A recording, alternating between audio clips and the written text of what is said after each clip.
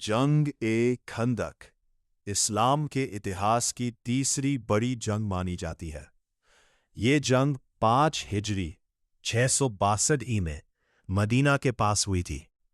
इसे अहज़ाब की जंग भी कहा जाता है क्योंकि इसमें कई कबीलों ने मिलकर मुसलमानों के खिलाफ हमला किया था। एक जंग का कारण। इससे पहले मुसलमानों और मक्का के लोगों के बीच 2 बड़ी जंग हो चुकी थी, बैटल ऑफ बदर, बैटल ऑफ ओहुद।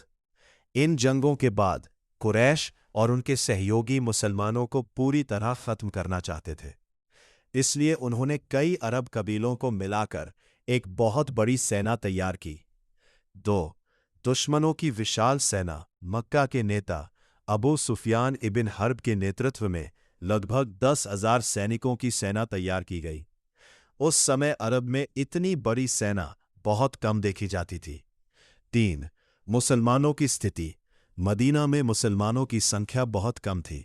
लगभग 3,000 मुसलमान, सीमित हथियार, शहर की रक्षा की चिंता। इस कठिन समय में मोहम्मद सल्लल्लाहु अलैहि वसल्लम ने अपने साथियों से सलाह की। 4 खंदक खोदने की योजना। तब एक सहाबी सलमान द पर्शियन ने एक नई रणनीति बताई। उन्होंने कहा कि शहर के चारों तरफ एक बड़ी खाई खोदी जाए। अरब में उस समय ये युद्ध तकना बहुत कम देखी जाती थी। 5 खंदक खोदने की मेहनत। मुसलमानों ने मिलकर कई दिनों तक बहुत मेहनत की। सभी लोग खुद खाई खोद रहे थे। खुद नबी अलैहिस्सलाम भी काम कर रहे थे। ठंड और भूख के बावजूद सब काम करते रहे। आखिरकार मदीना के चारों तरफ एक बड़ी खाई बन गई। 6 दुश्मनों का आगमन। जब दुश्मन की 10,000 सैनिकों की सेना मदीना पहुंची तो उन्होंने देखा कि शहर के सामने एक बड़ी खाई है।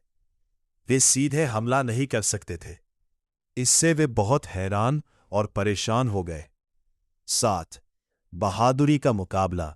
दुश्मन का एक मशहूर योद्धा अमर इब्ने अब्द वुद खाई पार करके मुसलमानों को चुनौती देने लगा।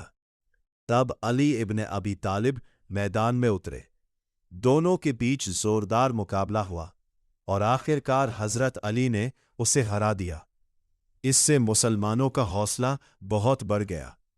8 लंबा घेराव। दुश्मन की सेना ने लगभग 25-30 दिन तक मदीना को घेर कर रखा। इस दौरान मुसलमानों को कई कठिनाइयों का सामना करना पड़ा। बहुत ठंड, भूख, डर और तनाव, लेकिन उन्होंने सब्र और हिम्मत से काम लिया। 9 अल्लाह की मदद। आखिर में तेज आंधी और तूफान आया। दुश्मनों के तंबू उड़ गए, आग बुझ गई, उनका सामान बिखर गया। इससे दुश्मन डर गए और उनकी सेना टूट